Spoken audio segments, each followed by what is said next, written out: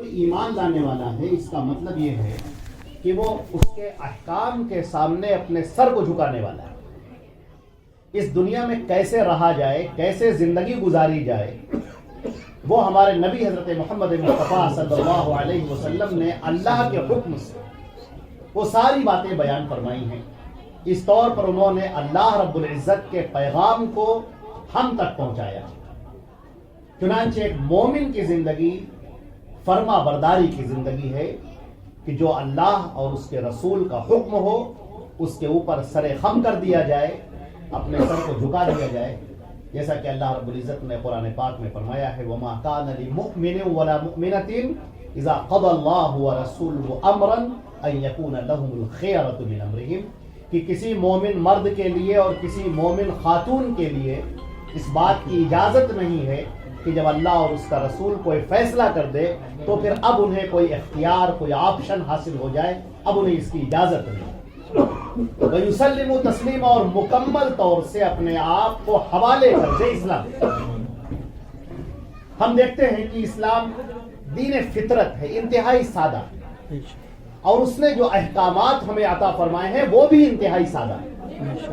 لہٰذا یہ جو نکاح کا مسئلہ ہے، شادی کا مسئلہ ہے، سب سے پہلے تو آپ یہ جان لیجئے کہ اللہ رب العزت نے جو فطرت میں رکھا ہے، اللہ رب العزت نے اس کا ایک نظام قائم کر رکھا، کچھ احکامات دے رکھے ہیں کہ ان احکامات کے کو بروئے کار لاتے ہوئے نسل انسانی آگے بڑھے. چنانچہ یہ نکاح صرف نکاح نہیں رہ جاتا بلکہ یہ نکاح اللہ کا حکم بن جاتا ہے اور اس کی عبادت بن جاتی ہے، جبکہ ہم اسے اللہ کے بتائے ہوئے طریقے کے مطابق کریں. حدیث شریف کے اندر آتا ہے، صحیح حدیث ہے، سلسلۃ الاحادیث الصحیحہ میں امام البانی رحمہ اللہ نے اسے ذکر کیا ہے، اسے صحیح قرار دیا ہے. نبی کریم صلی اللہ علیہ وسلم نے فرمایا کہ جب بندہ شادی کر لیتا ہے تو وہ اپنا آدھا ایمان مکمل کر لیتا ہے. فَلْيَتَّقِ اللَّهَ بِالنِّصْفِ الْبَاقِي، تو باقی جو آدھا ایمان بچتا ہے اس کے سلسلے میں اللہ کا خوف کھائے اور ڈرے. یہ عبادت اس طرح کی عبادت ہے کہ یہ ایمان کی تکمیل کا سبب ہے. نصف ایمان مکمل ہو جاتا ہے اس نکاح کے ذریعے سے. ذرا آپ سوچیں کہ اللہ کا انعام ہے اپنے بندوں پر. نبی کریم صلی اللہ علیہ وسلم نے فرمایا، اور یہ بھی بالکل صحیح حدیث ہے، اذا خطب الیکم من ترضون دینہ وخلقہ، جب تمہیں کوئی رشتہ دے ایسا شخص جس کے اخلاق سے اور دین سے تم مطمئن ہو تو اسے قبول کرو، اور اگر تم نے ایسا نہ کیا تو پھر زمین پر ایک فساد پھیل جائے گا. آپ دیکھیں کہ یہاں پر جو دو چیزیں اہم ہیں، ایک ہے دین اور ایک ہے اس کا اخلاق. اس کا کردار کیا ہے، اس کا کیریکٹر کیا ہے، اور اس سے پہلے اس کا دین کیا ہے. اگر آپ دین کے لحاظ سے مطمئن ہیں اور کیریکٹر کے لحاظ سے مطمئن ہیں تو آپ رشتہ کر دیجیے. اگر آپ نے ایسا نہ کیا، اے مومنوں، اے مسلمانوں، خاص طور سے مسلمانوں کی جماعت متوجہ ہو جائے.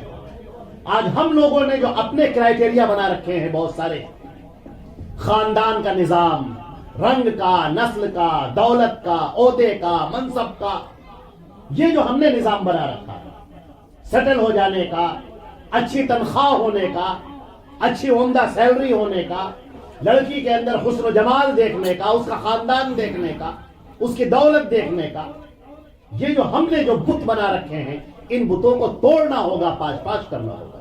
کیونکہ نبی کریم صلی اللہ علیہ وسلم نے اسے پسند نہیں فرمایا ہے. یہ دین کی بنیاد، اخلاق کی بنیاد.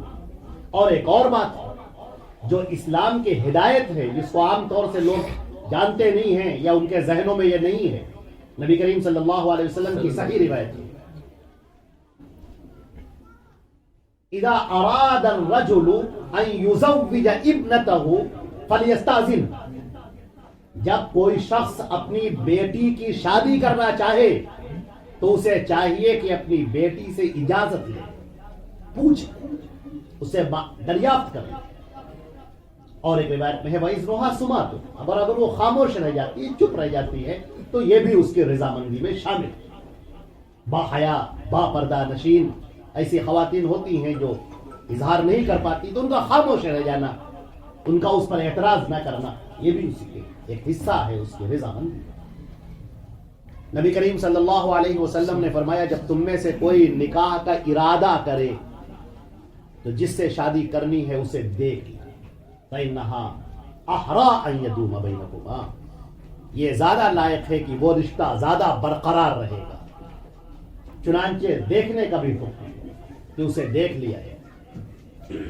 اب آپ یہاں سے دیکھیں کہ نبی کریم صلی اللہ علیہ وسلم نے جو شادی فرمائی حضرت عائشہ صدیقہ رضی اللہ تعالی عنہا سے،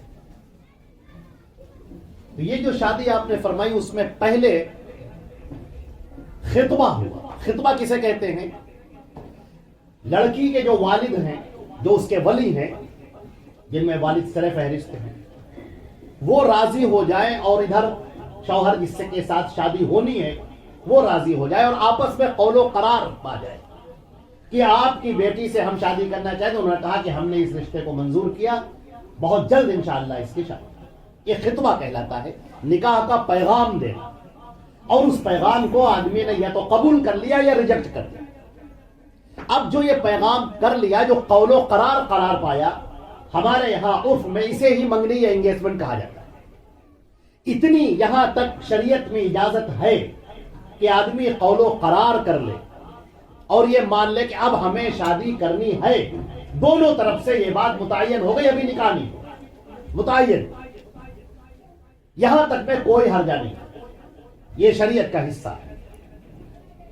اب اس کے بعد اس کے اندر جو بہت ساری ایسی رسمیں بنا لی گئی ہیں جو کافرانہ ہیں، جاہلانہ ہیں، بسا اوقات مشرکانہ ہیں، اللہ کی لعنت کو لازم کرنے والی ہیں، بہت ساری اس میں رسوم و رواج ہوتی ہیں، اور آج کل تو یہ بالکل ایک منی میرج ہو جاتی، شادی ہو جاتی چھوٹی سی، اچھا خاصا اس میں خرچ ہو جاتا ہے کافی، پھر انگوٹھیوں کا پہنایا، آپس میں ایکسچینج ہونا، اس کا تبادلہ ہونا، انگوٹھیوں کا ہونا، یہ وہ چیزیں ہیں جو شریعت سے یہاں پر الگ ہو جاتی ہیں۔ یہاں پر قرار تھا، ٹھیک ہے، رشتے کے لوگ آتے ہیں، اپنی بیٹی کا یا بیٹے کا رشتہ لے کر گھر میں آئے، اب گھر کے لوگ مہمان ہیں۔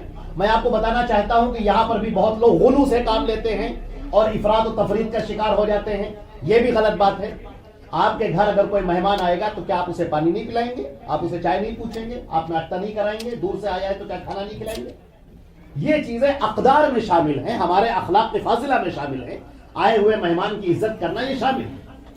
اب یہاں سے ایک شکل بگڑ جاتی ہے، وہ شکل بگڑ یہ جاتی ہے کہ جب مطالبات شروع ہو جاتے ہیں، ہمیں یہ کھانا چاہیے، یہ ہماری ڈیمانڈ ہے، اور ایسا ہے اور یوں ہے، اور پھر اسی میں کچھ تاریخیں طے ہوتی کہ شادی کی کون سی تاریخ ہوگی۔ کہا دیکھیے شادی کی تاریخوں میں ہماری طرف ہوتا ہے اس طرح سے کہ کچھ تاریخیں ایسی ہیں جو منحوس ہوتی ہیں، یہ مشرکانہ رسم ہے، یہ شرک آ گیا یہاں پر، اس سے دوری اختیار کرنے کی ضرورت ہے، تو اس کو ایک رسم و رواج کی شکل بنا دینا، لڑکی کے لیے ایک الگ طرح کا پہناوا پہنانا، جیسے بعض جگہ پر ایک رسم پائی جاتی ہے جس میں ابٹن وغیرہ لگایا جاتا ہے، وہ مہندی کی اور کوئی رسم کہلاتی ہے جس میں سب پیلا کپڑا پہنتی ہیں عورتیں، خواتین وغیرہ، ابٹن لگائی کی ایک رسم ہوتی ہے، اور اس طرح کی جو بے شمار رسومات، یہ مانجھا، یہ ساری رسمیں وہ ہیں جن کا اسلام سے کوئی تعلق نہیں۔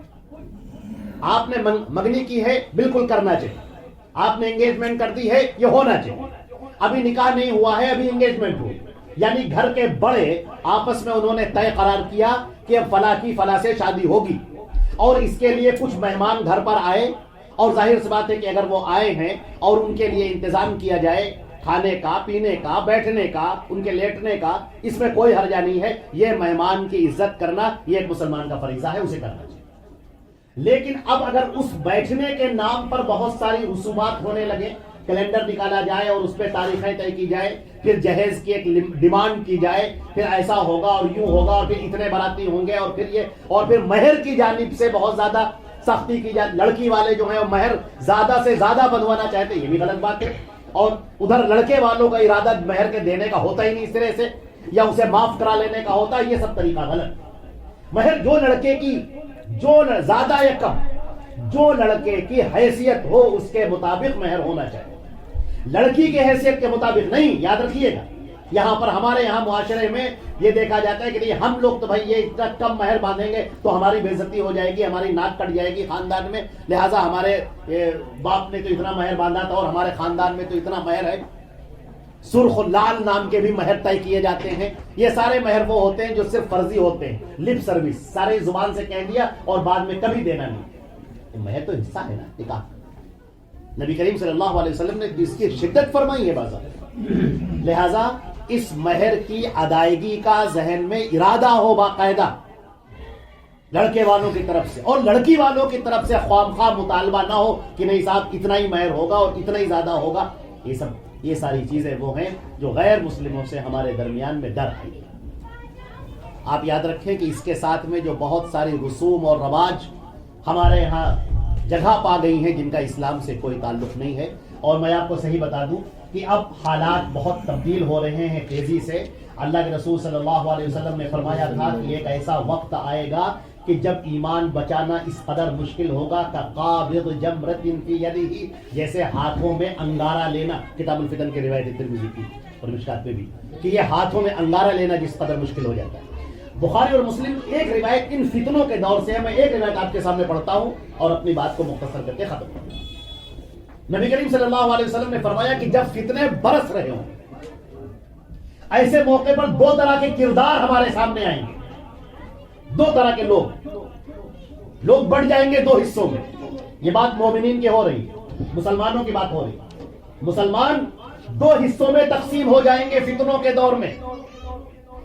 ایک تو وہ ہوگا من انکرہا، جو ان فتنوں کا انکار کر دے گا، جو ان فتنوں کو غلط قرار دے گا، اس کا انکار کرے گا، ہمیں یہ فتنہ نہیں چاہیے، یہ منکر ہے، یہ غلط کام ہے، شریعت کے خلاف ہے، ہمیں یہ نہیں قابل قبول ہے، ہماری موت اور زندگی کا مالک صرف ایک اللہ ہے، یہ جان رہے یا جائے ہم اسلام پر آج نہیں آنے دیں گے، اس کی دھجیاں، اس کے احکام کی دھجیاں نہیں بکھیریں گے۔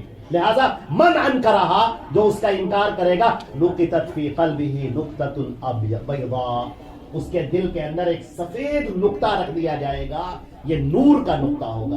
اگر اور کسی فتنے کا انکار کرے گا اسی طرح سے ایک نقطہ اور رکھ دیا جائے گا، پھر انکار کرے گا اور رکھ دیا جائے گا، یہاں تک کہ دل ایسا ہو جائے گا مثل الصفا، جیسے بالکل سنگ مرمر، سفید، ذرا سی بھی اس پر گرد و غبار نہیں، کوئی ڈسٹ نہیں، بالکل صاف، ایسا دل ہو جائے گا جو ایمان سے منور ہوگا، چمکدار ہوگا۔ یہ کون لوگ ہوں گے؟ جو برسنے والے فتنوں کا انکار کرنے والے ہوں گے اور اسلام کے علم بردار ہیں۔ دوسرا کردار، دوسرا کریکٹر جس کو نبی کریم صلی اللہ علیہ وسلم نے پیش فرمایا ہے وہ یہ ہے کہ وہ اس کو قبول کر لے گا، اس فتنے کو مان لے گا، ٹھیک ہے۔ اللہ کے رسول صلی اللہ علیہ وسلم فرماتے ہیں نقطت فی قلبہ نقطۃ سوداء، اس کے دل کے اندر ایک کالا نقطہ رکھ دیا جائے گا، اور پھر جب کسی فتنے کو قبول کرے گا تو پھر نقطہ، یہاں تک کہ پورا دل کالا ہو جائے گا۔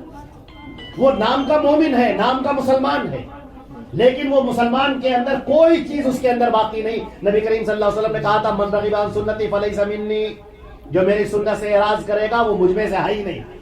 وہ اپنے آپ کو خواہ کتنا ہی مسلمان کیوں نہ کہتا رہے۔ میرے عزیزوں، میرے بھائیوں، شادی بیاہ کا وہ طریقہ، وہ یہ ایسا موقع ہوتا ہے جبکہ صحیح اسلام کو پیش کرنے کی ضرورت ہے، جو سادہ ہے، بالکل سادہ اسلام جو فطرت کے مطابق، اور یہی وہ موقع ہوتا ہے جہاں پر ایک مومن اور ایک منافق کا کردار ہمارے سامنے آ جاتا ہے۔ کون ہے جو پتھر کی چٹان کے طریقے سے جم جاتا ہے، اور کون ہے جو لوہے کی لاٹ بن جاتا ہے اور اسے کوئی ہلا نہیں سکتا، وہ اسلام پر عمل پیرا ہے اور اللہ کے رسول صلی اللہ علیہ وسلم کے احکامات سر بلند، ایک وہ شخص۔ اور یہیں پر وہ کردار ظاہر ہو جاتا ہے جہاں پر منافقانہ کردار ہے، جس کا دل کالا ہو جاتا ہے، سودا ہو جاتا ہے، فتنوں کا قبول کر لینے والا ہے ایسا شخص۔ جہاں پر ہم دیکھتے ہیں بے حیائیاں ہو رہی ہیں، جہیز کی ڈیمانڈ ہو رہی ہے، جہاں پر فضول خرچیاں ہو رہی ہیں، جہاں پر ہر قسم کی ہندوانہ، جاہلانہ، مشرکانہ، مبتدعانہ، کافرانہ رسوم اور رواج داخل ہیں جن کا اسلام سے کوئی تعلق نہیں۔ یہ ہم ایسے موقع پر دیکھتے ہیں، بے پردہ لڑکیاں گھوم رہی ہیں، ڈی جے بج رہا ہے، موسیقی ہو رہی ہے، ناچ ہو رہا ہے، غرض ہر وہ کام ہو رہا ہے جس نے شریعت نے منع کیا تھا۔ اللہ رب العزت ہم کو اور آپ کو محفوظ رکھے۔ شادی بیاہ کا یہ خاص موقع ایسا ہوتا ہے جہاں پر ہم اپنے اسلام کو پیش کریں اور سچائی کے ساتھ پیش کریں، نہ اس میں افراط و تفریط ہو۔ میں نے آپ کو ایک واقعہ سنا دیں، ایک صاحب نے ہم کو بتایا، بڑے متقی بڑے پرہیزگار ہیں، اور انہوں نے بتایا کہ ہم تو صاحب ابھی گئے تھے ایک لڑکی کی شادی میں، بہت خوشی ہوئی ہمیں، انہوں نے کہا لیکن ان لوگوں نے ناشتہ لگایا اور میں نے ایک گلاس پانی تک نہیں پیا، میں بالکل چلا آیا۔ ہم نے کہا یہ تقوی ہے؟ یہ تقوی نہیں، یہ آپ کے انتہائی احمقانہ حرکت۔ ایک آدمی آپ کے سامنے، ایک میزبان آپ کے لیے بچھ گیا ہو، آپ کے لیے ناشتہ لگا رہا ہے، پانی رکھ رہا ہے، کھانا لگا رہا ہے، اور کیا حرام کا ہے وہ؟ کیا جو آپ چلے آ رہے بھاگتے ہوئے؟ یہ افراط اور تفریط جو ہو جاتی ہے یہ غلط ہے۔ آپ غور کر کے دیکھیں، جو بھی رسمیں پائی جا رہی ہیں، رسمیں بالکل نہیں ہونی چاہیے۔ لڑکی کو تحفہ دینا بالکل غلط نہیں ہے، باپ اپنی بیٹی کو تحفہ دیتا ہے اور اس نے اس کی اتنی اچھی سی تعلیم کر دی، تربیت کر دی، پرورش کر دی ایمان پر، اور اس سے بڑھ کر کیا چاہیے؟ اگر کچھ وہ اس کے ساتھ میں تحفہ دے رہا ہے یہ بھی غلط نہیں ہے، اور اگر ادھر سے مطالبہ ہو رہا ہے تو یہ پھر ایک کافرانہ رسم ہے جس سے دوری اختیار کرنا چاہیے۔ اللہ رب العزت ہم کو اور آپ کو افراط و تفریط کے درمیان عدل کے ساتھ دین وسط پر، اس اسلام پر جو اللہ کے رسول صلی اللہ علیہ وسلم لے کر آئے، اس پر چلنے کی توفیق عطا فرمائے، اور ہماری زندگی کو سرخرو فرمائے، اس دنیا میں بھی ہمیں کامیاب فرمائے اور آخرت میں بھی کامیاب فرمائے۔ ہمارا آپ کا سب کا خاتمہ ایمان پر ہو۔ میں بہت مبارکباد دیتا ہوں جناب سمیر الدین مغل صاحب کو، اور دعائیں کرتا ہوں ان کی بیٹیوں کے لیے، اپنی بھتیجیوں کے لیے۔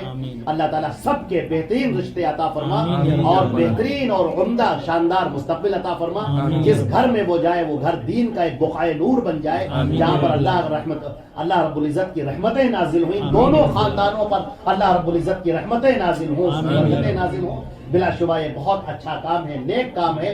النکاح من سنتی، نکاح میری سنت ہے میرے عزیزوں، نکاح یہ اللہ کے رسول صلی اللہ علیہ وسلم کی سنت ہے۔